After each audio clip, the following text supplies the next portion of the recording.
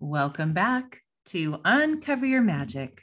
This podcast has been a gift. It has allowed me to meet and discover people who have made a profound impact in my life, and I hope in yours as well. I feel like this podcast is a messenger that I have been given to spread words of inspiration and words of hope so we can all see how powerful we truly are. I am constantly listening to podcasts on my run, in the car, and while I'm getting ready. And I'm always learning and on a quest to find people who will resonate with you all to share on this show. When I listened to my guest today, Suzanne Giesemann, she was on a show a couple of years ago. I was hooked. She has no idea how much I know about her, but I love it all and I want to share it with you. I know she was led to me on this path, and she has taught me so much and has made me feel more at ease with life. And now I have an even higher sense of an awareness and what being a spirit living in a body means even more now. You will all relate to Suzanne because she is real and so authentic and relatable. You will love her like I do. But before I introduce her, I want to remind you that I'm having another round of my free masterclasses starting in August on the 2nd and 5th at noon and August 3rd at 5 o'clock Pacific Standard Time. There will be a link in the show notes for those dates so you can sign up for a time that works for you. I'm going to be teaching my 6-step magical formula that I teach in both my courses, Raising Confidence for Kids and The Magic Path for Adults. They are both 8 weeks, one-on-one, where I go deep into a morning routine, a gratitude practice, setting goals and creating a vision board, learning your core values. All of these life-changing tools I believe are a necessity to living a true, meaningful life and having an awareness to the power we all have and the knowing that you can be, do, or have anything in this life. There are no limits in life. The only limits are the ones you put upon yourself. So spend an hour with me on one of those days in August so you can empower yourself and begin now transforming the energy in your houses and creating a high vibration life, so that you and your families can see the magic in each and every day. I am also proud to announce my website, ashleygoner.com, is live.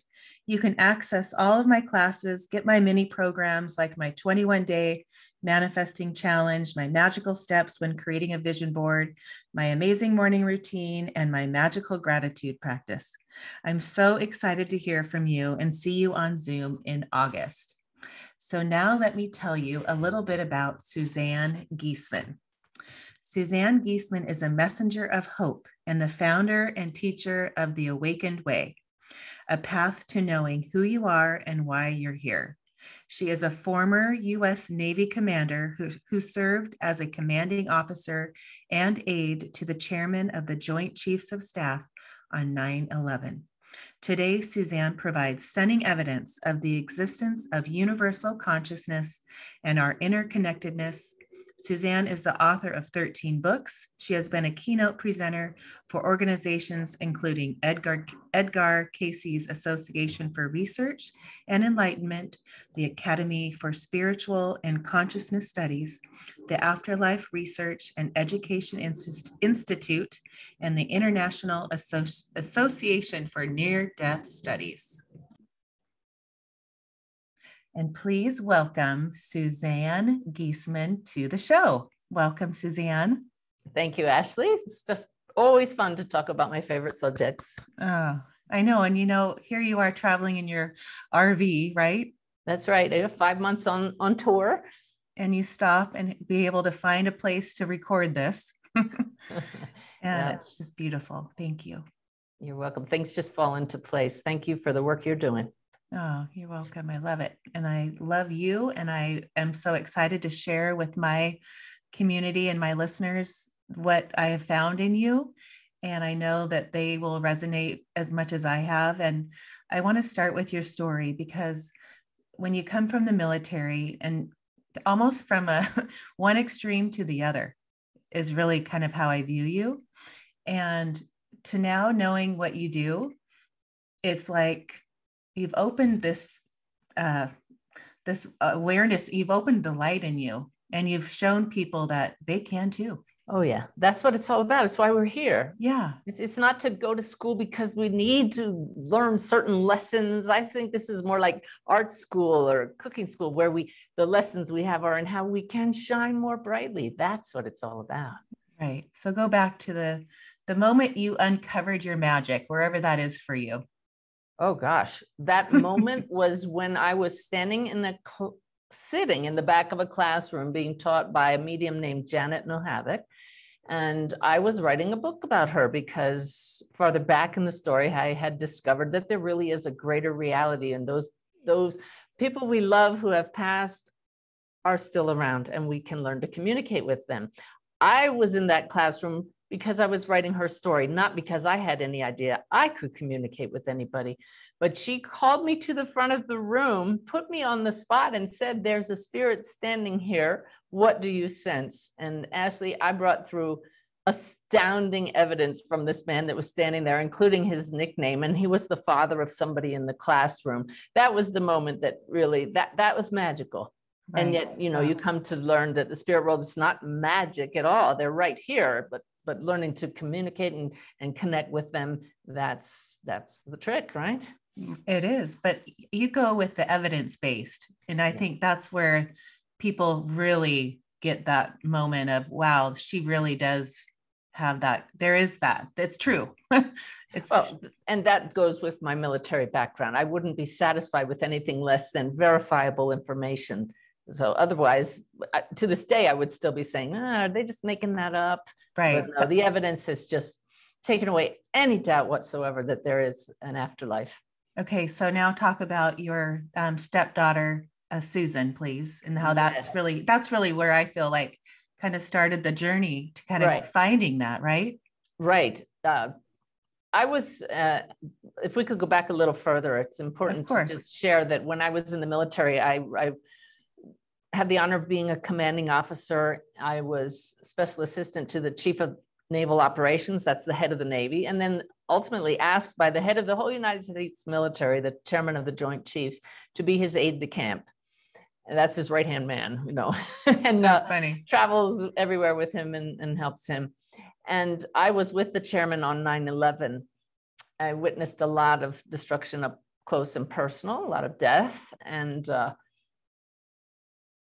just decided it's time to get out of the Navy and live my dream. And then my husband and I shared the dream of going sailing away in our sailboat and living that lifestyle. And that's what we were doing when I realized you can't run away from death. You can't run away from life. And life caught up to us with a phone call that changed our life. And that was that my stepdaughter, Suzanne, a sergeant in the Marine Corps, we were so proud of her, had been crossing the flight line at her squadron on a beautiful morning. And out of the blue, skies darkened and a bolt of lightning struck her down. And she was killed along with her 6-month-old unborn baby. And so I really started paying attention then and asking those deep life questions, and found so much more than I ever imagined I would. Oh, but when you think of losing, going there and learning it, but learning that she had passed and having to go back and adjust your mind to knowing that she's gone, but you're like determined through meditation to connect with her, or you saw her in the casket and you're like, no, that is not her. And I know that almost everybody listening or watching has had that moment where you see somebody you loved and they're now not in the body anymore. And I say it that way because that's what you realize, that a lifeless body is exactly that. It's without life. And then you start to say, so what is it that gives a body life? Because the difference, the contrast between a body with spirit in it is so different. And looking at Suzanne there, I just knew she had to still exist in some form. And I made it my mission to find her, and I found her and so much more. So will you tell us that story when you went to that woman? I began meditating, like you said, and that's what's changed my life. That's what's transformed my whole worldview, my belief system, my connection with greater reality. But before I connected with Suzanne myself, I drag my husband to a medium. He went kind of willingly, but he told me later he didn't even know what a medium was. He just did that wonderful husband thing and said, yes, dear, whatever you want, honey. And, now he's married to a medium. That's the funny thing. But that medium was the real deal. And I say it that way because there are people even people who call themselves mediums, I'm not sure that they're actually always tapping into the spirit of our loved ones unless I get the evidence, because the mind, our conditioned minds and our stories can run off and tell stories. That is a fact. And through evidence-based mediumship, we are left with no doubt that we're connecting with our loved ones. And that's what happened when we went to this medium. Happily, she gave us incredible evidence, undeniable evidence that Susan was right there in the room. She didn't have our last name. She couldn't have looked us up. The skeptic in me covered all the bases. Oh. And she so rocked our world that I just had to know more. And I dove in head first, and here I am. Right. Did Ty feel the same way as you, or did it take him more? He was so convinced. He was sobbing, but obviously it's not his life calling to then become a medium. It was mine. And that's why I went on to write books. And then I didn't know at the time writing the books would result in me discovering that I could do this. It wasn't the fact that I wrote the books. It was the people I met while writing the books and the meditative practice that helped me to reveal this ability that's latent in all of us. Right. So if it's your calling, it will come very clearly. If it's not, you may be able to have some really great connections with your own loved ones. The thing is, we never know until we try. So I love sharing the tools and techniques with people because it's a natural ability, because we're all souls. Right. When you go into your meditation, do you do the same thing all the time? Like as in the Navy, did you meditate? Oh, never. No. So that very first week after Susan's funeral, this was 2006. And back then, what was that, 15 years ago this month, meditation was not as mainstream as it is now. And to say to my husband, Ty, I'm going to go meditate, just sounded affected, that's something other people do. But these days, because I started teaching people how to connect, I needed to figure out what is it that I do that makes this connection so instantaneous, so easy, so clear. And then I realized that people who are like me, left brain, like processes. So I put it into a 7-step process that I call my Bless Me method. It's free on my website on the gifts page, a video, how to do it. And to this day, I will use the process, or I modify it, I shorten it if I'm a little off balance going into meditation. Otherwise, once you know what you're going for with intention, belief, and just a few relaxing breaths, boom, the connection's right there. So the answer is yes, I still use it, and not always. But when I'm listening to you on your recordings or an interview, when you're on like doing question and answer, yes, you will answer with your spirit. You don't have to get into like when you channel Sanaya, that's different, yes, right? That's right. Okay. So you do go into a process to get her. Will you explain that? Yes, my guides call themselves Sanaya. It's a collective consciousness, but it's a group of higher beings.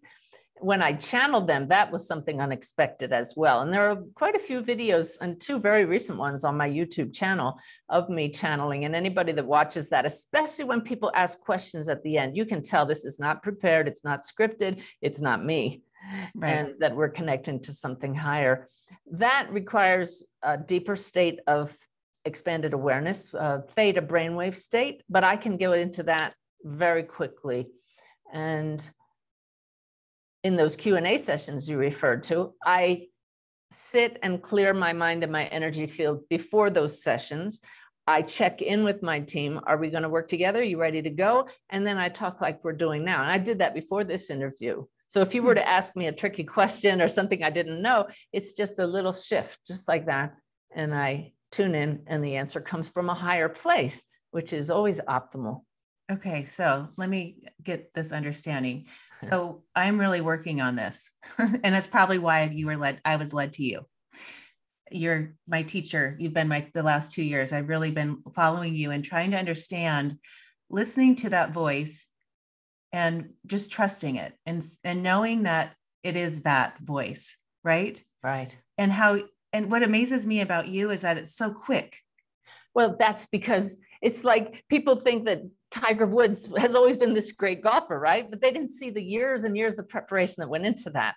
I was not able to have this instant access years ago. It's been a dozen years of attuning to them, clearing out the gunk in me, my human nature. This is what the path is all about. And that's what I teach people. You take a class with me, it's not going to instantly result in what I can do, but I give you the tools, and then you take it as far as you want from there. There is no limit to how clear our access can be. And I know what it takes to get there. So it's my greatest honor to share that with people. I want you to share the story about Wolf when you put up. I just love that story, and everyone listen to this story. Yes, I have a book called Wolf's Message, because this young man whose nickname was Wolf passed to the other side the same way as my stepdaughter, struck by lightning. It was only years later, Ashley, that I learned that Susan, my stepdaughter, knew just as much as Wolf did that they were going to pass that way, because Susan's last 3 dogs were all named after gods of lightning. Stunning. But Wolf's awareness at a soul level that he was going to pass that way came in a much more immediate and stunning validation in a poem that he wrote the day before he was struck and killed by lightning. And it stated words that showed, I know my soul is going to be freed by a light.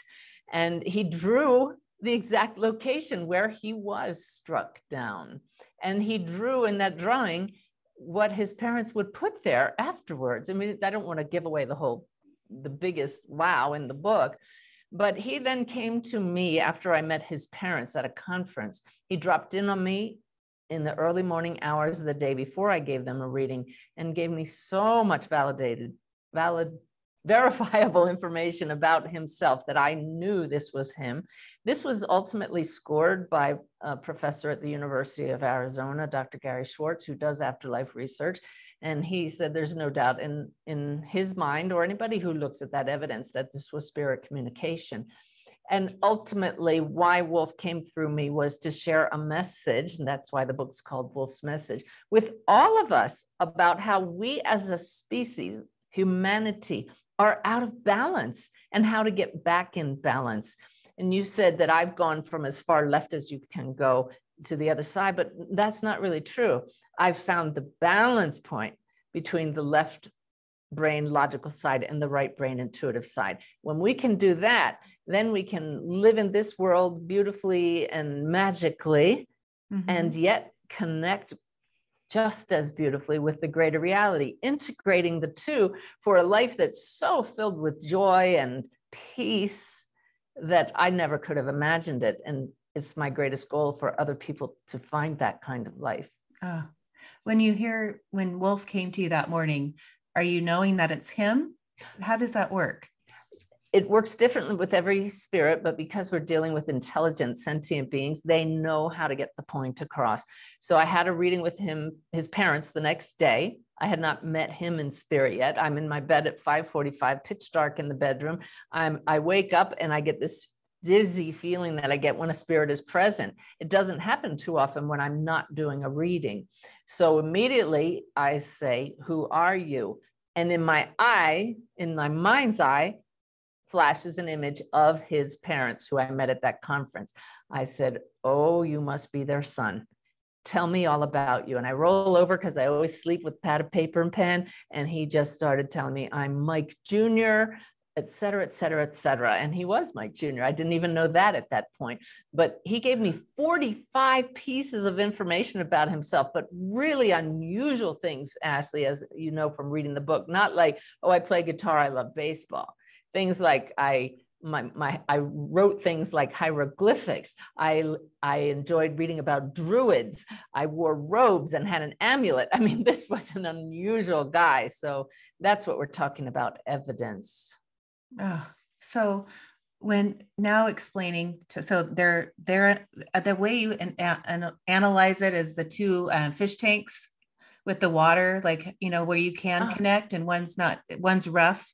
And so it's when you're both calm, it's the connection. I was yeah, I trying. had a young man across the veil talking to his mom in a reading, and he said, Mom, it's like meditation calms the water. We're like two side-by-side aquariums, and all that separates us in our two worlds is this glass. We can see your world clearly as day, but you can't see our world because the water is stirred up by your human stuff. So meditation allows us to calm the waters and see right through that glass. Their world interpenetrates our own. Heaven is not some far off place.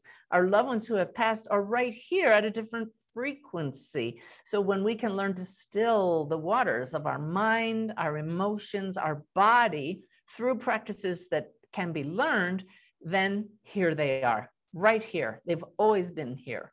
Right. It's beautiful. When I've had people say, my dad passed away 2 days after my first daughter was born, so I never got to say goodbye. It was a birth, my first baby, to my dad passing. So that always is, I struggle with that, because it was the like mourning to a, like there was two different, that two extreme emotions during that time.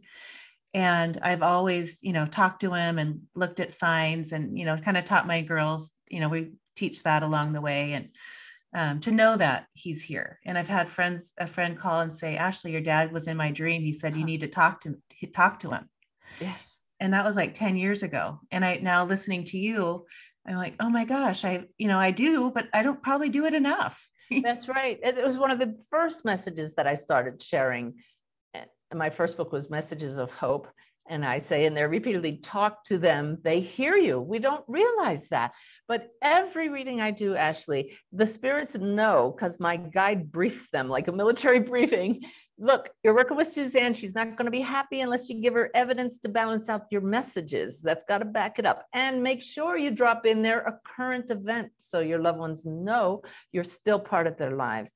And so to have somebody like your dad, they come through and they say, I know you didn't get to say goodbye, and it doesn't matter because I'm still here. And I know about your daughter, and I know about the fact that your car broke down last week. And I saw you eating popcorn just before the reading. It's just mind blowing and wondrous.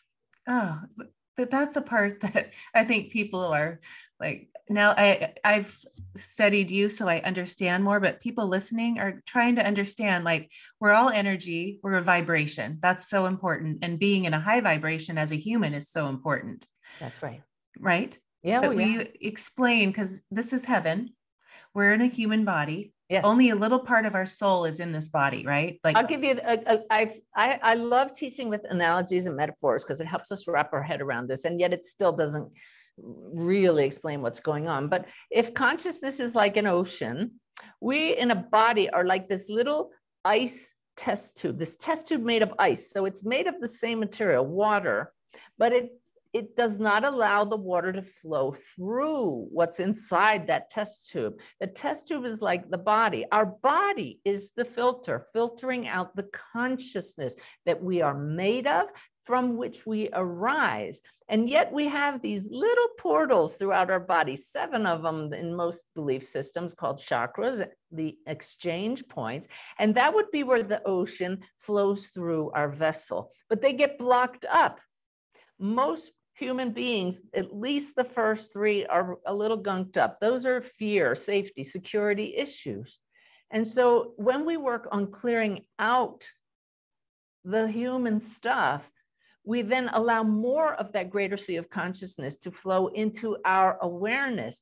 But we are part of that sea. That's why I say it's made of ice, because ultimately the body returns to dust, or the test tube dissolves back into the ocean, and our consciousness still exists as a pattern of sensations, thoughts, and feelings known as you and me. And that's what a medium tunes into, within the same shared sea of consciousness, but now without the filter, much more obvious to us. It's all right here. Oh, so when I pass on, my dad will recognize me, and vice versa. And I will recognize him as a vibration. No, face to face, you will recreate in awareness, consciousness, which is your fundamental nature. I recognize you. You can recreate when you first cross the veil, you're still going to be very much feeling human and having that energy, even without the body. And so your dad will appear to you, so you recognize him. And as you say, okay, I get it now. I know what's going on here. We don't have to create these bodies. We don't need any of those trappings anymore. Then you can just be the beings of light that we all are right now. Okay. And now when you find people that are playing golf or reading, or, the story that you connected, the Wayne Dyer, Wayne Dyer is so true to my heart. He's another big teacher of mine. Yes. But that he was he even sat with you when he was alive. Yeah, came to my house for a reading. That was phenomenal how that manifested. Oh my gosh. But tell that story. Which one? When he came to you, when you were in the RV? That was in my house when I lived in Florida. This was back when I thought the law of attraction simply meant if I state something and affirm it positively long enough, it'll happen. Now I know that if it serves the greater good, it will happen. So we limit ourselves by focusing on one thing, but if that one thing will help, then the universe will bend over backwards in a metaphor to help you. So I was already a Hay House author. I had published the book, The Priest and the Medium, not about me and my husband, about another medium. This was before I even knew I would be a medium one day. And I thought, well, I manifested that being a Hay House author, and Wayne Dyer is my favorite Hay House author. So what are we going to manifest next? Well, how about I'm on a first name basis with Wayne Dyer, knowing that if that were true, he might be able to help me get the messages of hope to more people, what we're sharing today. And it just fell into place so magically. It turns out that his brother lived in the same community I did. I didn't know that. A friend of mine ran into Wayne Dyer having dinner with his brother at the next table. She was such a Wayne Dyer fan. She went up to him and invited his sister-in-law to a meditation group that they were in.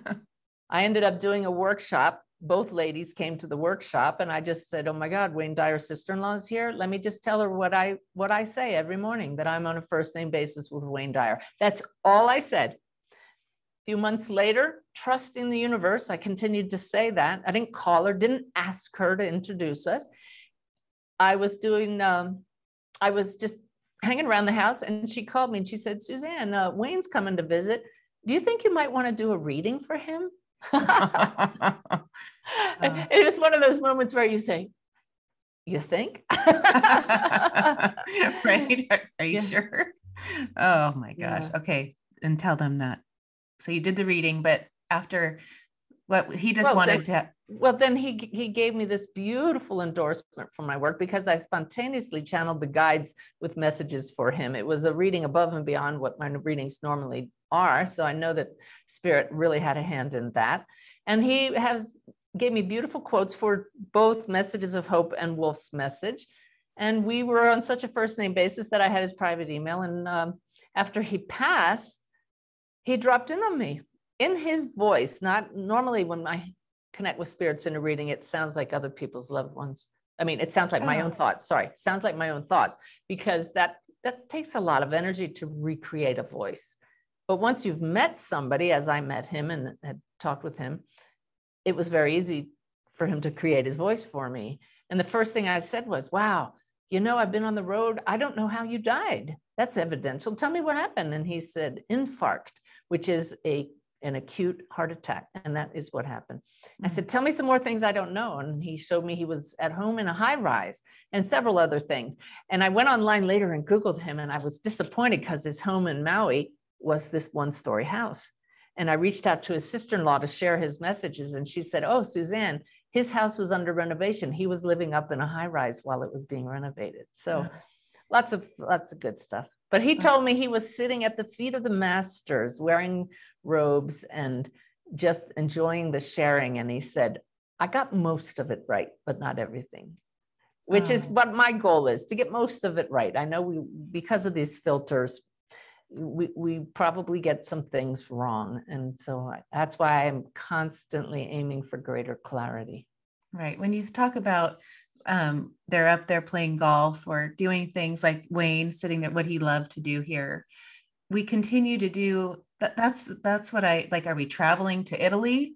Let me explain that, because that sounds absolutely ridiculous to somebody who's new here. What do you mean we're playing golf in heaven? And my left brain side says, yeah, why would we do that? Because at first, when you cross, you are still very much connected to your earthly story. And anything you didn't get to complete, with consciousness, you create it instantly. So if you were really into golf or baking or traveling, you just do it. It's like lucid dreaming. You're very aware and you create. And I use the golfing example because I was doing a reading for a woman, and her husband across the veil came through very clearly with beautiful evidence. So when she said, can you ask him what he's doing? This is one of those moments where I know I won't be able to prove whatever he says. So how can that be evidential? And his answer was amazingly evidential, which is so beautiful, because I said to him, all right, what are you doing over there? Which is really not over there. It's just the different dimension. And he said, I'm playing golf every day, standing firmly on 2 feet. Well, it turns out golf was his passion, which I didn't know. But even more evidential is that before he passed, he'd had one of his legs amputated and was unable to golf. Wow. So you cross to the other side, suddenly you don't have a body anymore, but you have a spirit body. And just by wanting to move and from here to there, you do so. You want to put a golf club in your hands and golf and stand on 2 spirit feet, you can do it. Until it's like, okay, been there, done that. What's next? And what's next, this is important, maybe to go back and live another life. Right. So a lot of people hear that and say, oh no. So you might say, Ashley, well, does that mean my dad won't be there if I don't cross for another 50 years, right? Not at all. Because we are all arising from this sea of consciousness. It's not all or nothing that one's loved one becomes then an entirely new soul. That consciousness that is us is a part of this greater sea and can arise as needed, even if it hasn't done anything for a while. It's like we're sleeping and, oh, here comes my daughter. She's crossed the veil. Let's go visit her. Even though another aspect of the greater soul from which your dad arose, a subset of the one mind, is off having another experience in a body. Right. Perhaps as your grandchild in the future, who knows? Right. That's what I was thinking. I remember when my sister had her baby, and it was like he was due on my dad's birthday. Oh, wow. And so I said, maybe dad's coming back and he's going to be engaged, you know, but, you know, then I have this dog that, you know, I just know that he's here. And I see, like, we've been looking at butterflies lately. We went to a baseball game with Gage, and I said, oh, dad, just come to this game. Be here and watch this. This will just thrill you. Right? Yes. It makes me want to cry. But I think, and then we looked up in Presley and I see the butterfly and I go, Presley, I've been seeing that same butterfly all day. That's dad. That's your grandpa. He's here watching Gage.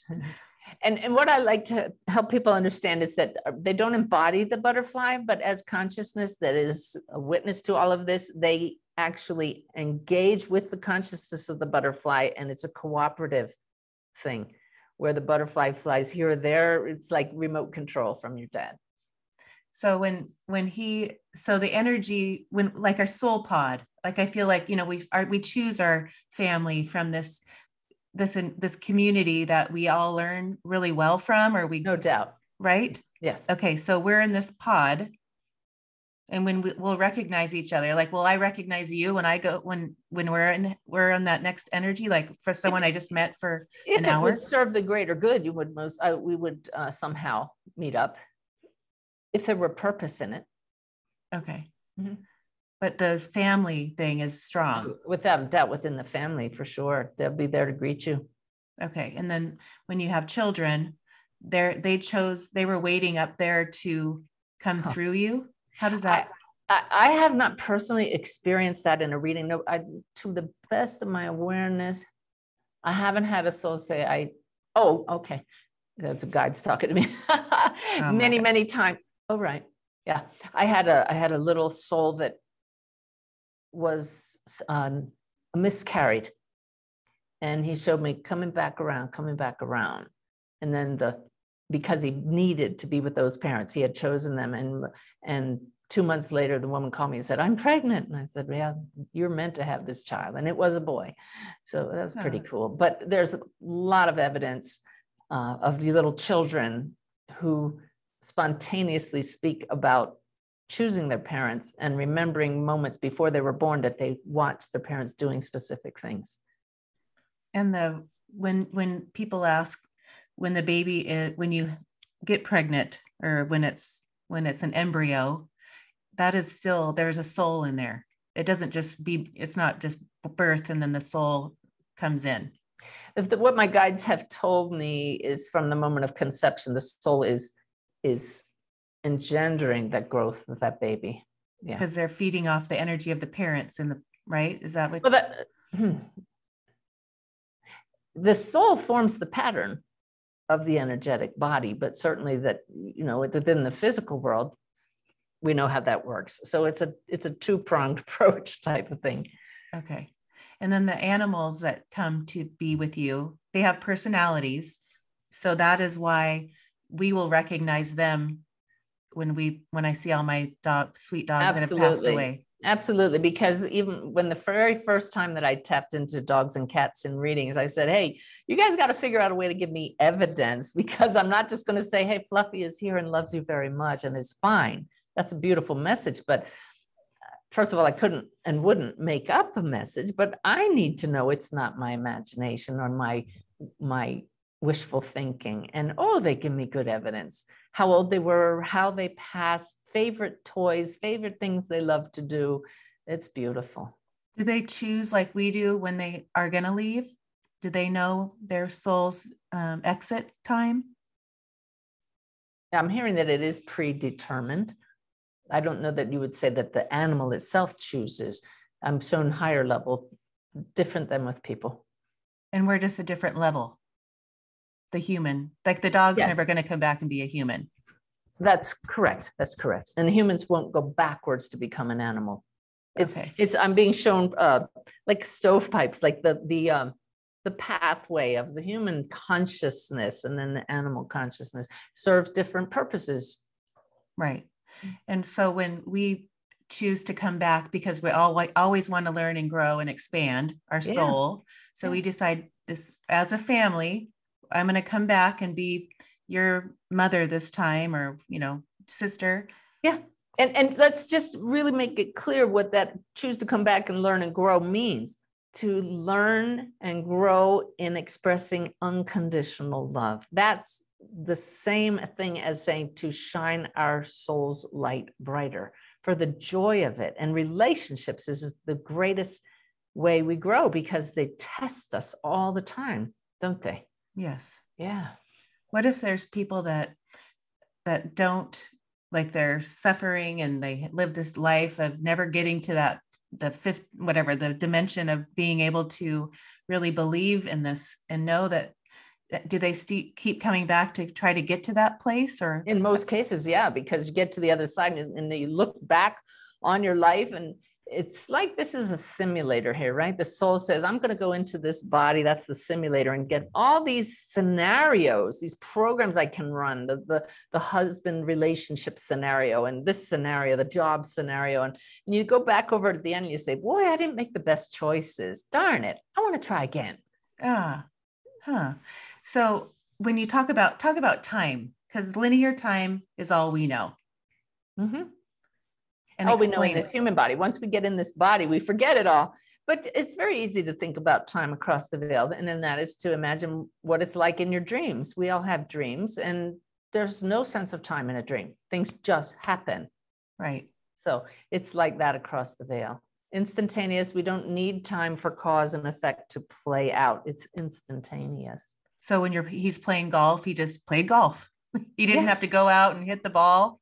Right. And you can also bilocate. Your soul can have, I was just corrected. When we use the term bilocate, that seems as if the soul is going to two different places. What's really happening is the soul is aware of two experiences at the same time. I share in my workshops an example of a young girl in spirit who dropped in on me one morning. I reached out to her mom by text and said, your daughter's here with me. She's telling me this and this. And she said, What do you mean my daughter's here? I just had an email from another medium that my daughter's with her right now. Huh. Whoa, stunning. And then it went on and on from there. My mediumship guide, Brenda, used to be, she's in spirit, used to be a good friend of mine here. And she has explained how she just visits and has experiences with our friends all at the same time, because consciousness, once it's outside the body, is not nearly as limited. Okay, so my dad can be in Seattle with my one sister at the game last night with us.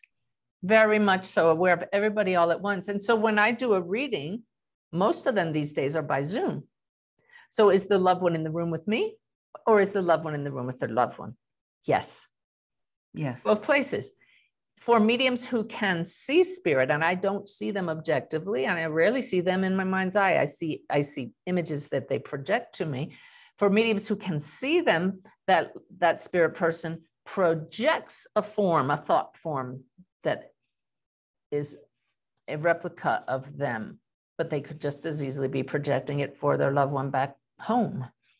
Isn't that fascinating? Oh my gosh, it's so fascinating.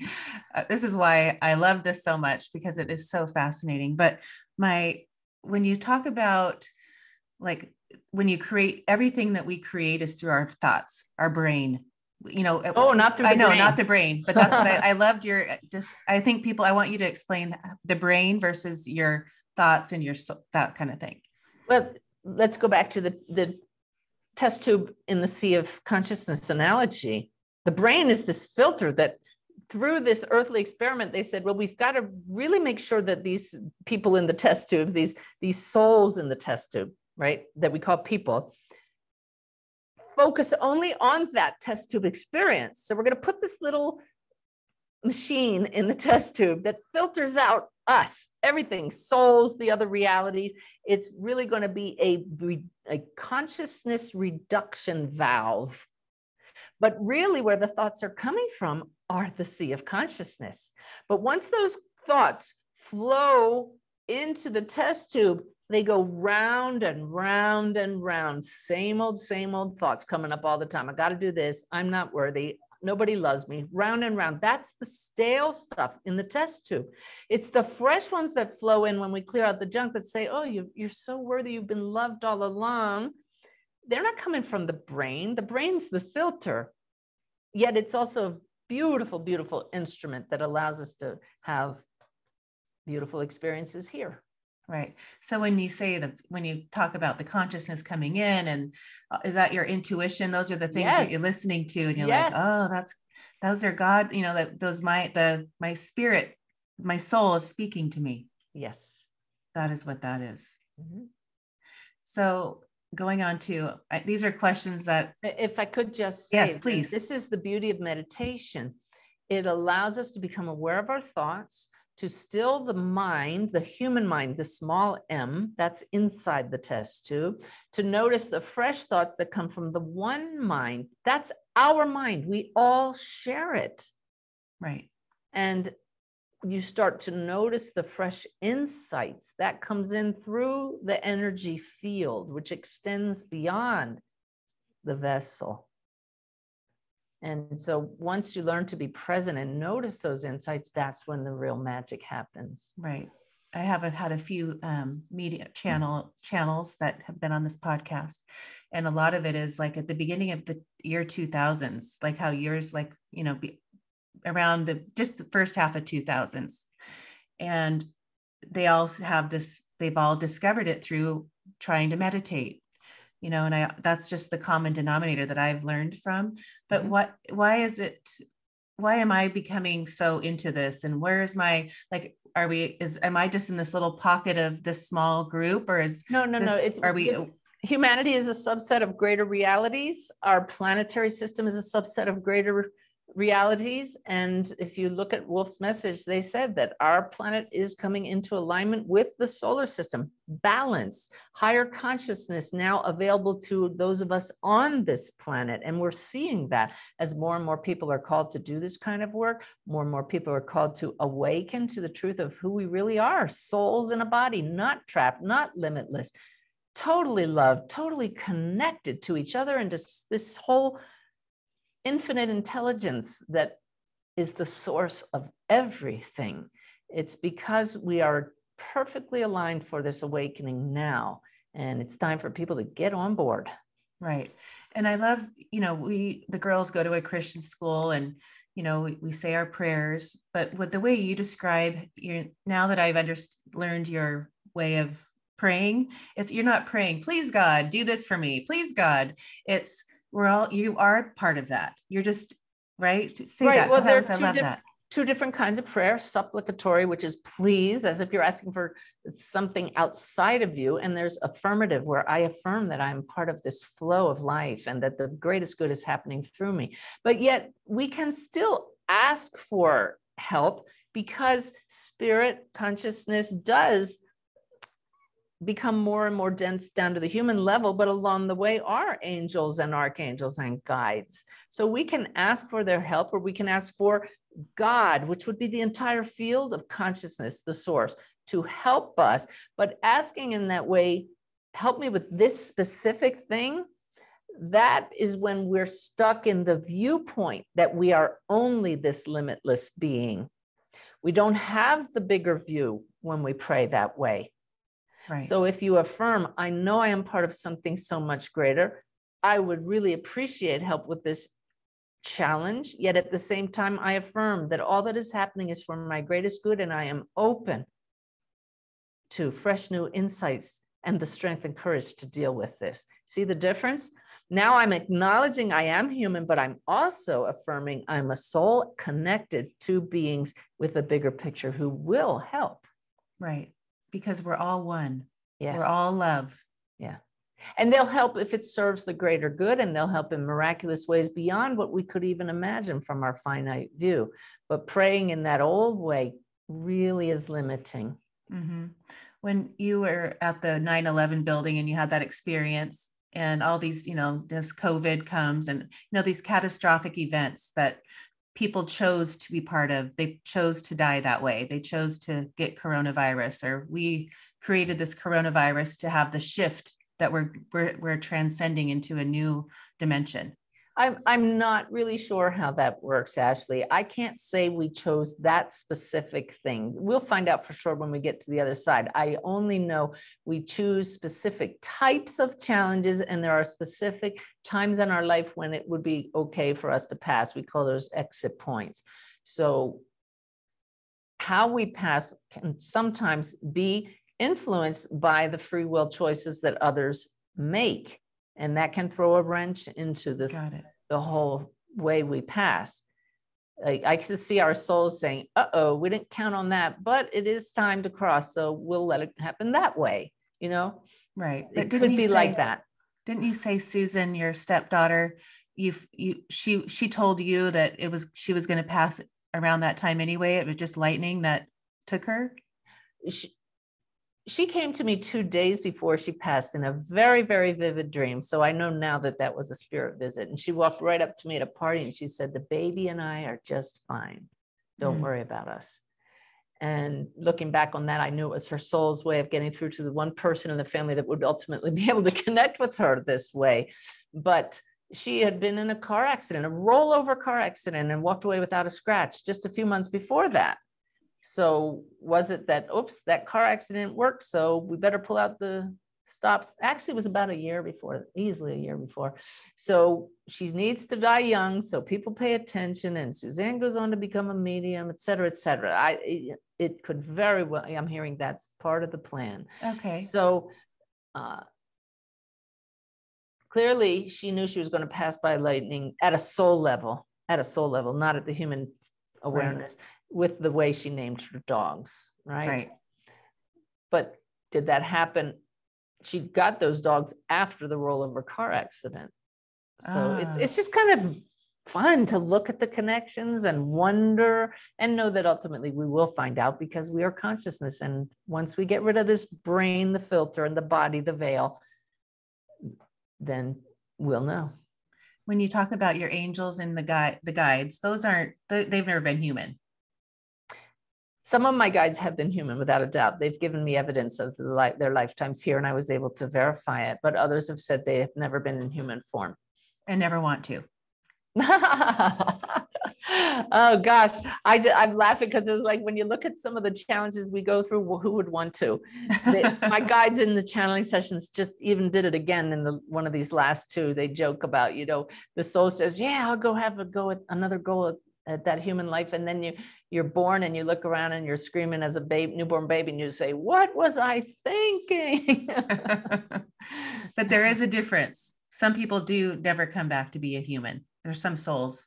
That's true. It is a choice, but there's so much love here.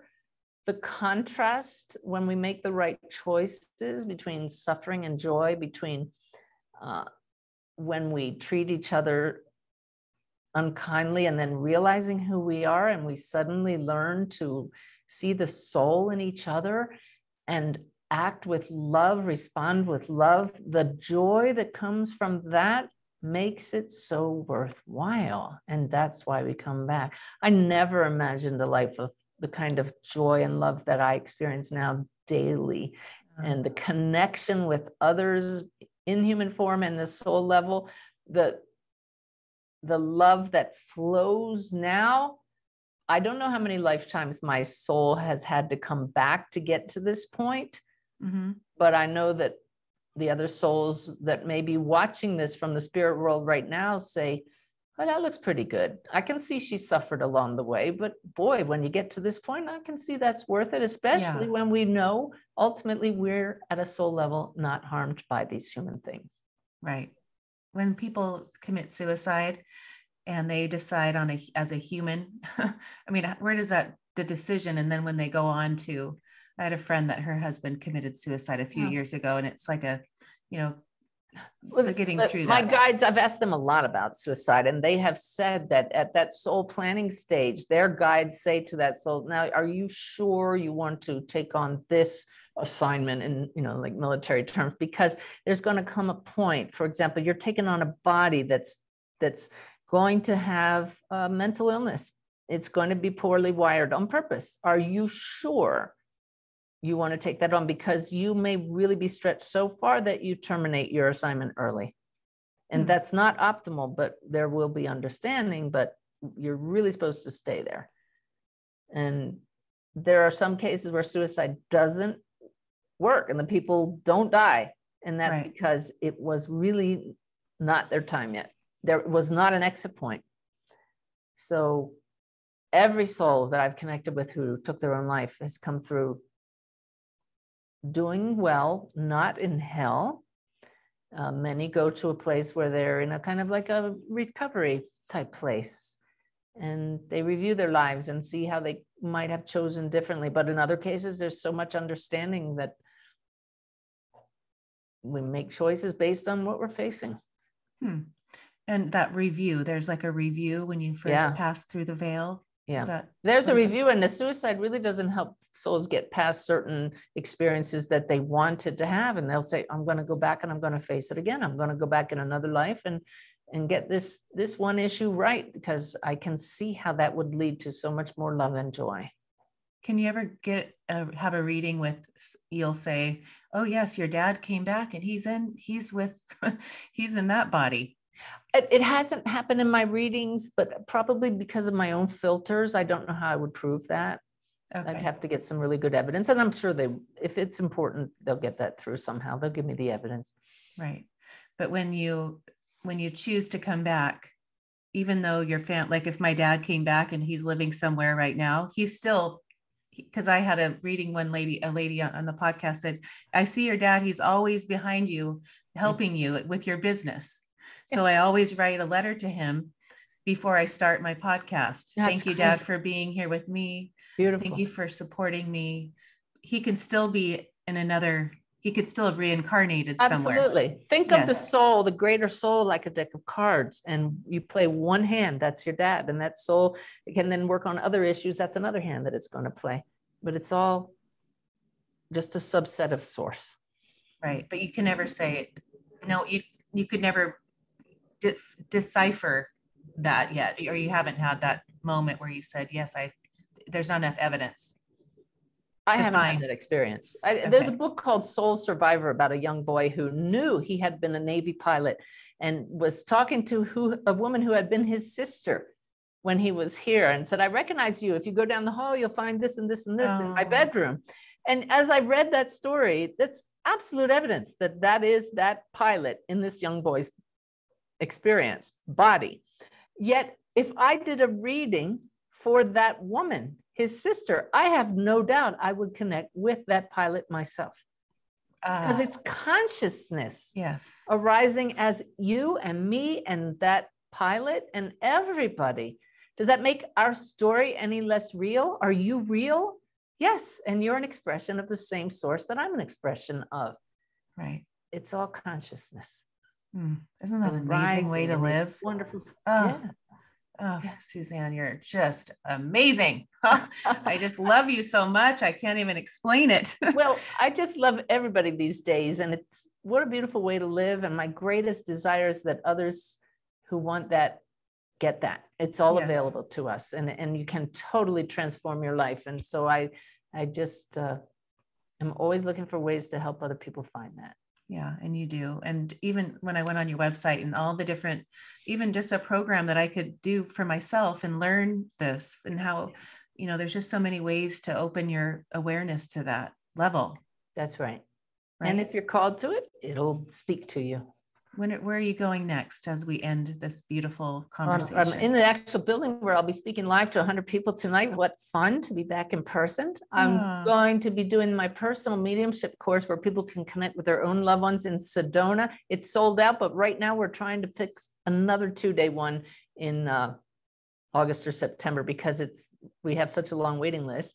I'm teaching my regular basic mediumship course in Park City, Utah. We still have openings for that, and a 4-day retreat in October. So we're just going around the country on tour.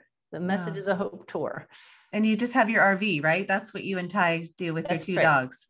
It's our big bus, and off we go with our dogs. That's so fun. I love it. Oh, Suzanne. So tell us, we can find you on your website. Yep. SuzanneGiesemann.com. or loveatthecenter.com, and sign up for the daily messages from Sanaya. I just did that.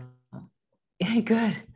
Yeah. And sign up for my YouTube channel, because I have so many clips I'm making from my recent retreat that all kinds of new material coming. And boy, over 100 videos on there already. Yeah. Oh, believe me, I think I've seen them all. I'm not kidding. I heard a couple today and I go, oh, I've already heard that one. I've already heard that story. Thank you, Suzanne, for being here. So grateful. Thank you, Ashley, for you're one of the messengers, and more people are coming to know that we're here to shine. So yes. Let's do it. And you shine so bright, and I'm so grateful that I found you. Oh, thank you. Thank Blessings you for being to you in and my everybody life. listening. Thank you.